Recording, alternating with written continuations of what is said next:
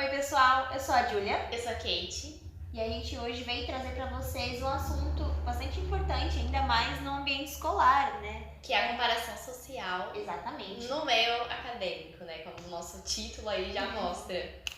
E Kate, você havia me contado que você teve uma experiência, né, em relação à comparação social. Você consegue contextualizar e dar uma explicação antes da gente entrar no tema? Com certeza. Eu acho importante, antes de eu contar um pouquinho, a gente falar sobre como a comparação social, às vezes, ela vem na nossa cabeça como uma coisa, mas na verdade ela é outra. Então ela vem muito com a gente, eu me comparo o tempo todo, ou a comparação nas redes sociais, que também é uma comparação social, mas vale ressaltar que a comparação social, ela vem de uma forma diferente. Tipo, ela serve para que a gente possa ter como ali como se fosse uma régua, entende? Pra gente entender naquilo que a gente é bom e naquilo que a gente não tá tão bom assim. Então, como é que eu sei que eu tirei uma nota boa numa prova? Comparando com a média do pessoal lá. Exatamente. Entende? Como é que eu sei que se a turma foi boa ou se o professor não ajudou e tudo mais? Olhando através da régua e me comparando com outras pessoas. É assim que eu vou saber se eu sou boa em maior ou não. Comparando com os outros, vendo a média deles também, enfim. Sim. E aí, dentro disso, dessa questão da comparação, a gente entende então que é algo completamente natural, que a gente faz o tempo todo, mas que pode vir de uma forma positiva e negativa. E aí onde entra aquilo que a minha história, né, que eu tava conversando com você. Eu era uma aluna de uma escola pública e eu era muito boa, tirava excelentes notas. E aí, quando eu mudei para o ensino médio, eu senti uma diferença drástica, porque era uma escola com um nível mais superior, assim, né, com uma cobrança maior. E lá eu tirei minhas primeiras notas vermelhas, e aquilo foi tipo um baque. Mas uma coisa que eu acho que é muito importante frisar é que, por conta de meus pais terem sido sempre assim, muito presentes e me dando muito apoio, eu sempre tive muita segurança e muita confiança. Então, quando eu tirei essas notas, eu tive sim, né, o meu momento de falar, nossa, cara, mas eu tirei zero, meu primeiro zero da vida eu tirei lá. E aí eu falei, olha, tem gente que também tá na mesma faixa que eu. A primeira coisa que a gente faz quando a gente foi ruim em alguma coisa é nos comparar com outro que também foi ruim pra nos sentir melhor. Uhum. A outra, que aí que vem a parte negativa, né, de alguns, é a pessoa pegar, ou ela vai ficar triste e ela não vai tentar vencer aquilo, ou ela vai olhar pra aquele que tirou uma nota boa e vai falar, eu consigo. E tudo isso depende do que? Da autoestima dela e da segurança que ela tem, que é o que eu tava falando. Eu tive essa segurança, meus pais me deram essa segurança, e o suficiente pra mim entender que eu tirei uma nota vermelha, mas eu não era aquela nota. Entende? Então eu fui atrás, corri, foi assim, foi difícil o primeiro ano, mas eu consegui bem. Eu consegui melhorar e superar isso. Então dá pra entender um pouquinho, né? A comparação social ela vai ser justamente isso. Tem pessoas que da própria escola que acabaram não aguentando. Que elas que não tiveram esse apoio, afetou tanto né? o emocional delas que elas tiveram que sair.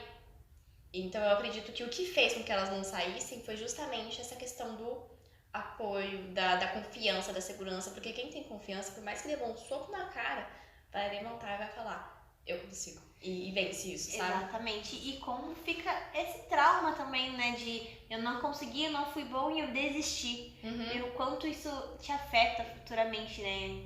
Tanto no âmbito acadêmico, tanto no meio do seu trabalho, né? Eu não consigo fazer algo, não vou nem tentar, porque eu já sei que não vou conseguir. Existe muita insegurança em todo mundo. Hoje, principalmente a nossa geração, é muito do tipo, eu não sei se eu vou conseguir fazer isso, eu não sei se eu vou ser boa fazendo isso, então eu vou ficar aqui no meu cantinho que tá confortável, porque se eu for pro outro lado, o outro faz melhor. E é a famosa olhar a grama do vizinho. Exatamente. O outro sabe, o outro faz melhor, isso e aquilo, e a gente foca tanto no outro que a gente esquece que nós temos habilidades que o outro não tem. E a gente esquece de desenvolver elas. Eu pelo menos, durante uma fase, eu queria muito desenvolver coisas que eu não tinha. Eu tinha problema em comunicação, muito. E aí, comunicação não, né? Mas falar em público eu ainda tenho um pouco de...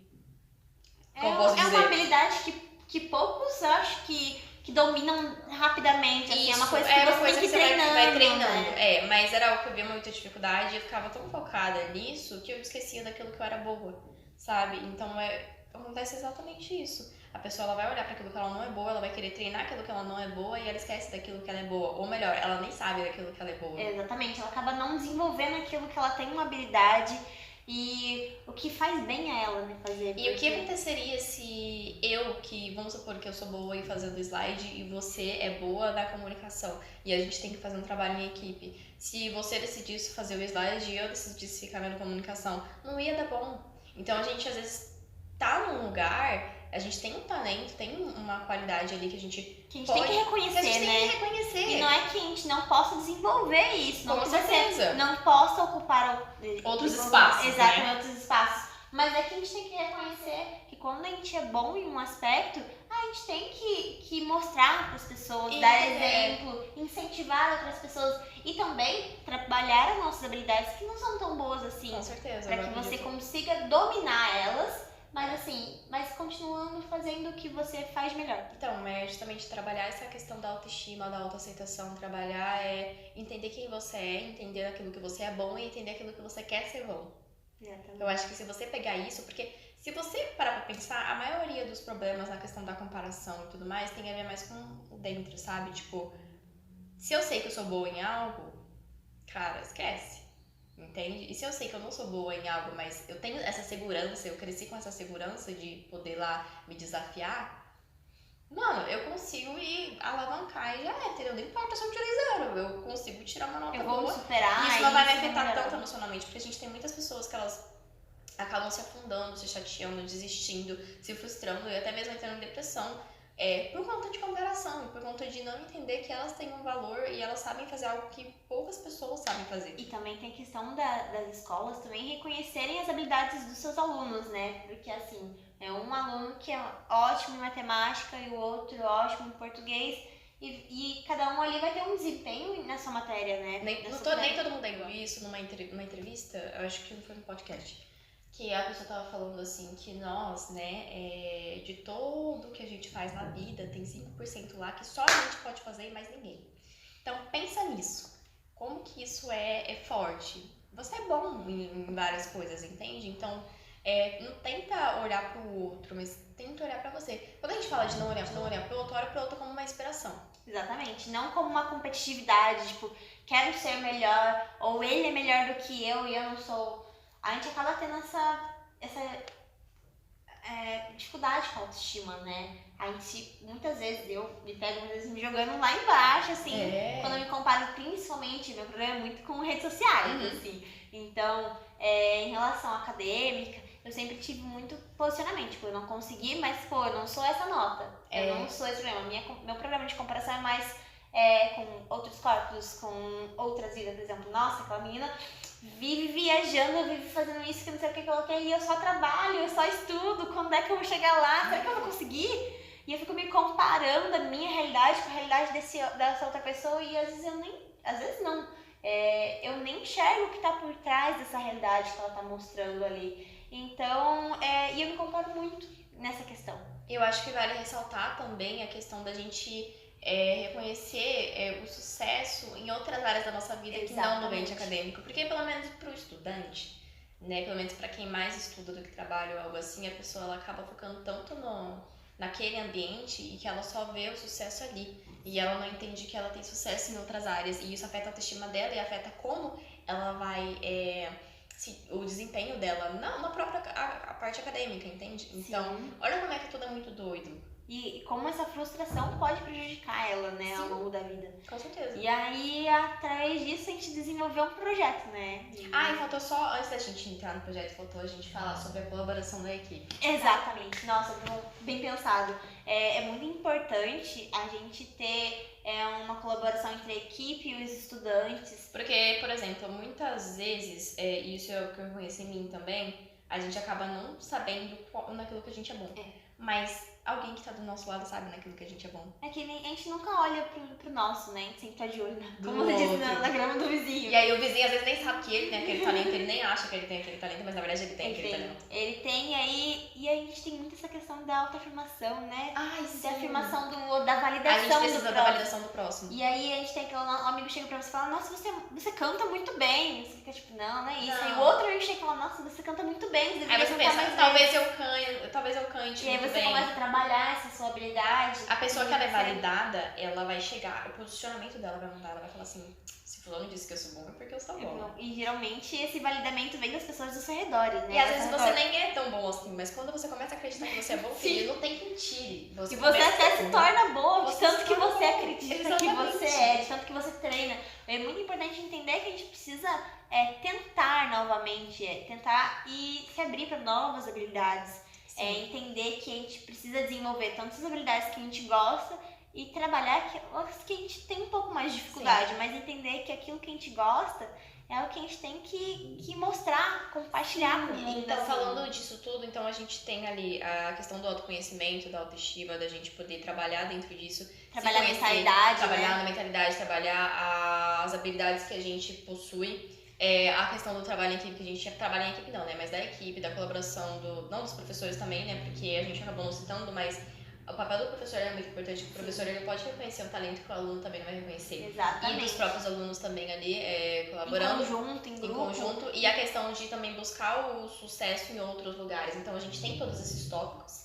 E dentro disso, que são muita coisa para ser trabalhada e são muitas vertentes e tudo mais, como que a gente pode trazer isso como solução, como um produto, como uma coisa que pode ajudar a comunidade, que pode ajudar esses alunos? Exatamente. E aí a gente martelou bastante, né, o nosso grupo, não tá aqui com a gente hoje, mas o nosso grupo trabalhou bastante para pensar e realmente tentar botar em prática isso, né? E foi aí que surgiu a ideia das oficinas. Exatamente, as famosas oficinas, né?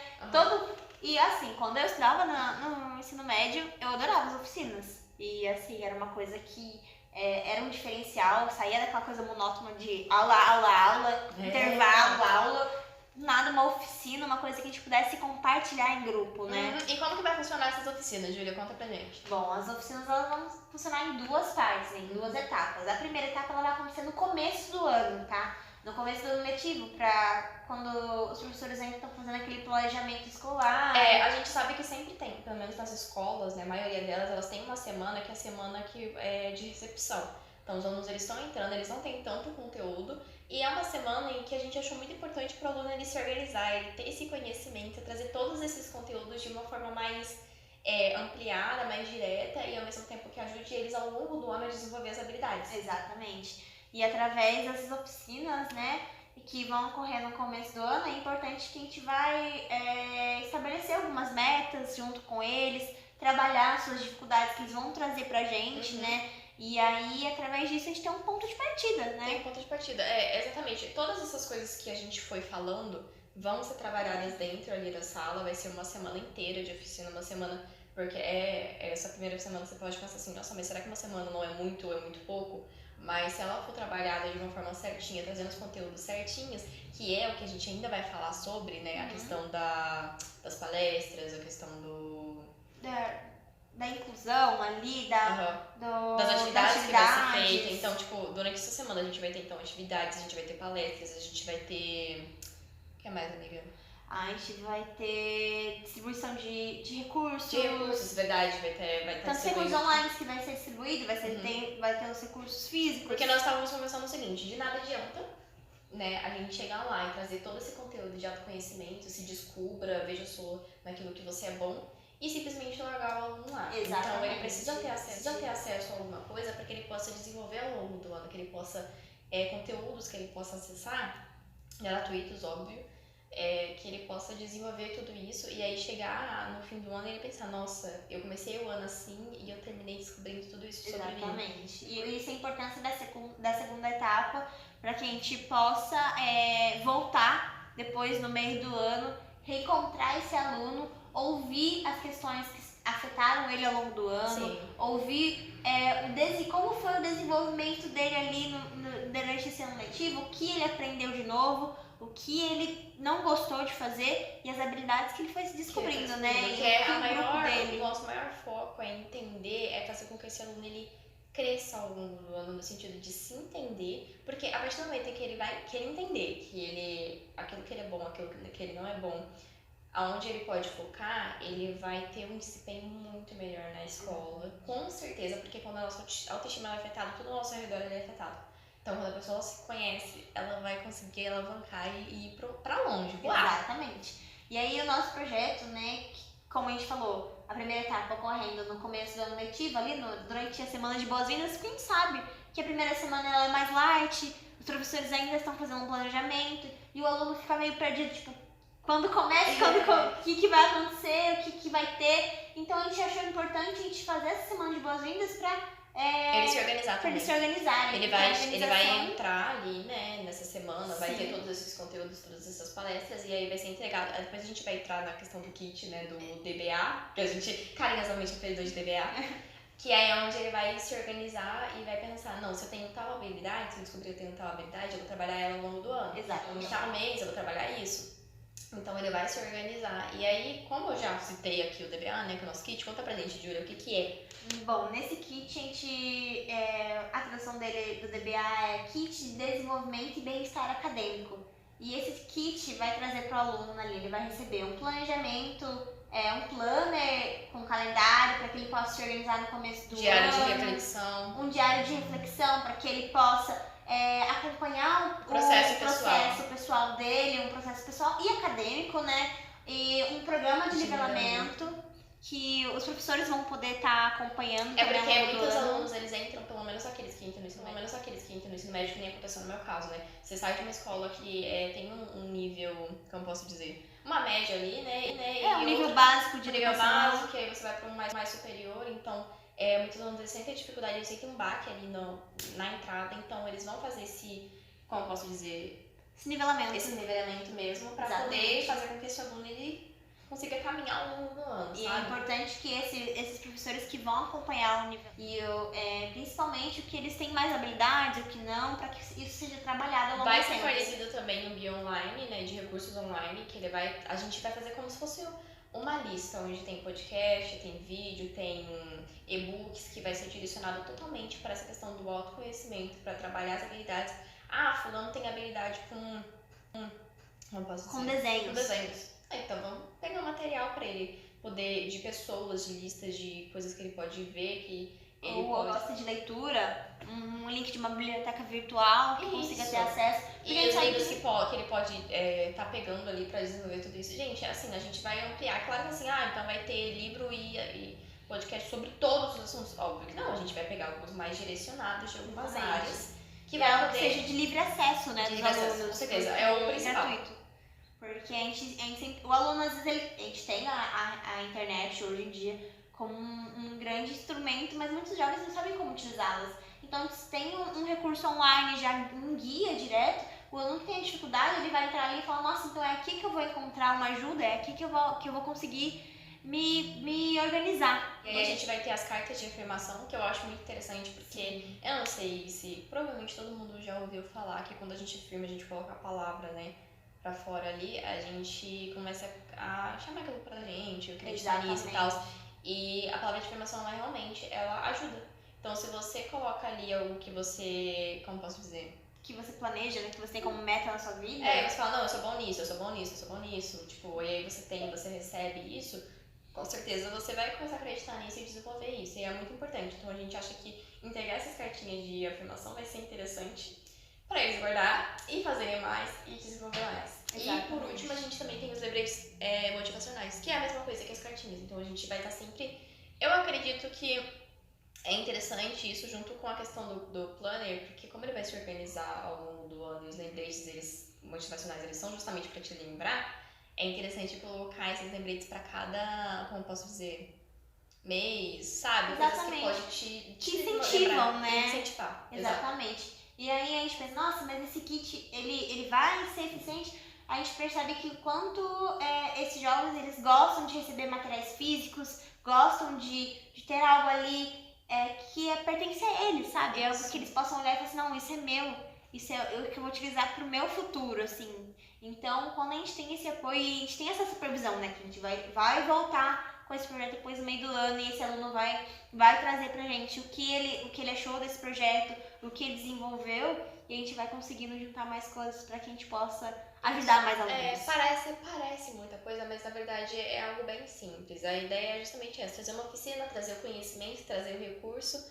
e colocar na mão do aluno e falar, olha, agora vai pra tua. Exatamente. E aí a gente trabalhar aí junto com a escola e junto com o aluno, né, em conjunto, pra Uma que coisa ajude. que a gente estava conversando, que eu acho que a gente tinha falado que ia falar, é sobre, que também é sobre o nivelamento, porque a nossa universidade ela fornece isso, né? E é algo que a gente achou muito interessante. Então, é importante estar dando todo o suporte para os alunos. A gente vê isso muito na nossa universidade. A gente quer trazer isso para as escolas do ensino médio, porque muito do que eu tinha falado, né, que vai ajudar os alunos, que vai ajudar essas pessoas, é isso. É esses recursos, é o auxílio, é o apoio. Talvez ele não tenha apoio dentro de casa, mas ele pode ter um apoio fora. Exatamente. E é muito importante esse papel da escola ficar atento, né, Exatamente.